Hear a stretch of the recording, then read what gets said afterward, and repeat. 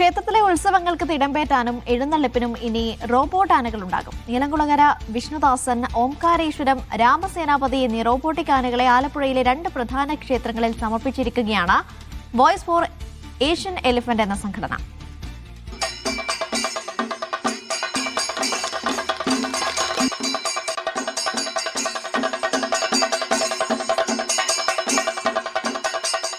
Panavally Neelamkulangara Shri Narayanavilasam Shri Mahavishnu ക്ഷേത്രത്തിലേക്കും Cherthala Omkareshwaram ശ്രീരാമസുബ്രഹ്മണ്യ ക്ഷേത്രത്തിലേക്കുമാണ് robotic ആനകളെ കൈമാറിയത്.